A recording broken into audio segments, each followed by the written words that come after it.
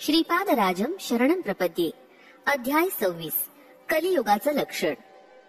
आम्ही प्रातःकाळीच उठून नदी ओलांडून श्रीपाद प्रभूंच्या दर्शनासाठी कुरुगड्डीस गेलो.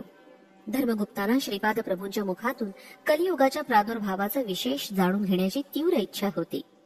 आज श्रीपाद प्रभू अत्यंत आनंदात होते. त्यांची कारुण्यामृताची वर्षा करणारी अमृतदृष्टी साऱ्या साधकांना एका आगळ्या वेगळ्या आध्यात्मिक आनंदाचा ठेवा प्रदान करत होती. प्रभूंच्या चरणकमलांना स्पर्श करून आम्ही धन्य झालो. श्री धर्मगुप्तांनी श्रीपादांना कलियुगाच्या प्रादुर्भावाचं विशेष वर्णन करून सांगण्याची नम्र प्रार्थना केली. श्रीपाद प्रभू म्हणाले, साधकांनो, काळ हे परमात्म्याचं विराट स्वरूप आहे. सूर्याला कालात्मक असं सुद्धा म्हणतात. धनिष्ठा नक्षत्रापासून प्रारंभ केलेली सूर्याभोवतीची श्रवण नक्षत्राची परिक्रमा परत फिरून धनिष्ठा नक्षत्रापर्यंत येण्याच्या काळास ब्रह्मकल्प असं म्हणतात. ब्रह्मकल्पातील एका भागास सृष्टिकल्प असं म्हणतात आणि उरलेल्या भागास प्रलयकल्प असं म्हणतात. पितृदेवतांच्या संबंधित कालगणनेत अर्धा भाग शुक्ल पक्ष आणि अर्धा भाग कृष्ण पक्ष असं असतात. संवत्सर पुरुषाचे 6 महिने उत्तरायण आणि नंतरच्या 6 महिन्यास दक्षिणायन असं म्हणतात. संपूर्ण कालचक्राचे दर्शन योगी आपल्या शरीरात करतात. या रहस्य विद्येला तारक राजविद्या असं म्हणतात. तारक राजयोगात शरीरालाच ब्रह्मांड मानतात. समस्त लोक यातच समाविष्ट झालेले आहेत. आपल्या शिरस्थानाला ब्रह्मलोक असं म्हणतात.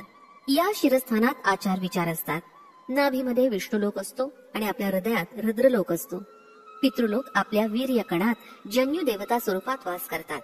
या जन्यू देवतांचं कार्य असं की मानवाच्या गतजन्मात केलेल्या कर्माचं फळ पुढील जन्मात देणं. असं असलं तरी गेल्या जन्माचं फळ एका क्रम पद्धतीनं देण्यास काळाची अत्यंत आवश्यकता असते.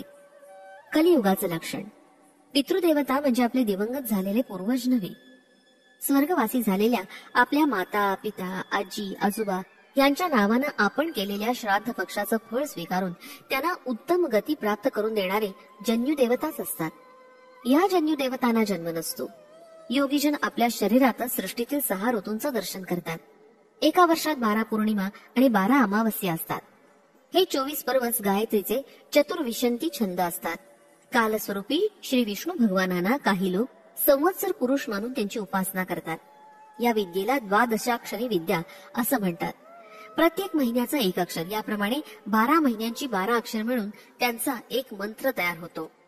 नद्यांना भयंकर पूर येऊन मनुष्य, पशु, संपत्ती यांची अपार हानी होणं, भूमीचं प्रकंपन होणं म्हणजे भूकंप होणं, सूर्यचंद्राची गती बदलणं, दिवसा अंधार पडून सूर्य न दिसणं, आकाशात धूमकेतू तारा दिसणं, ही सारी कलियुगाची लक्षणं आहेत. द्वापार युगाच्या शेवटच्या काळात पश्चिमी समुद्रातील एका द्वीपावर कलियुगाचा अधिपती असलेल्या कलिपुरुषानं घोर तपस्या केली होती. हे सारे विषय वेदव्यास ऋषींच्या भविष्य पुराणात आढळतात. म्लेंछ जातीचा आविर्भाव.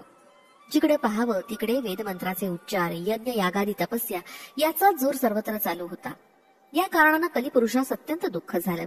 त्यांनी भगवंताची प्रार्थना केली, हे प्रभू, पृथ्वीवर सगळीकडे यज्ञ, याग, धार्मिक आचरण, नीतिमत्ता याचंच प्राबल्य आहे. अशा परिस्थितीत मी माझ्या कलियुगाचा प्रभाव लोकांमध्ये कसा पसरवू?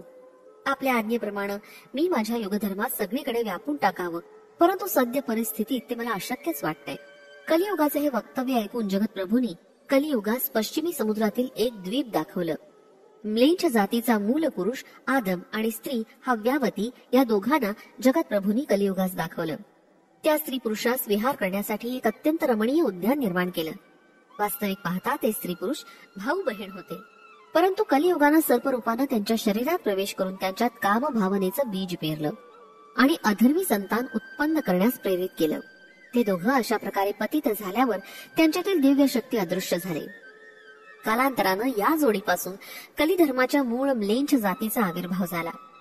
द्वापार युगाच्या अंती म्हणजे 2800 वर्षानंतर म्लेंछ देशात म्लेंछ जातीच्या संततीची अभिवृद्धी होणार असल्याचं भविष्य पुराणातील प्रत्येक सर्ग पर्वात कथन केलं आहे. नीलांचल पर्वताजवळ आदम आणि हव्यावती या दोघांनी आपल्या पापाचं फळ अनुभवून आर्य धर्मास दूषण लावणारी, अभक्ष भक्षण करणारी, दुराचारी अशा संततीची वृद्धी केली. श्रीपाद प्रभू पुढे म्हणाले, मी कल्की अवतार घेऊन कोट्यावधी अधर्मी आणि दुराचारी लोकांचा नाश करून पुनरपी सत्ययुगाची स्थापना करणार आहे. हा फार दूरच्या भविष्यातील माझा कार्यक्रम आहे. श्रीपाद श्री वल्लभांचा जय जयकार असो. फलश्रुती. दुर्दैव नाश, सत्संतान प्राप्ती.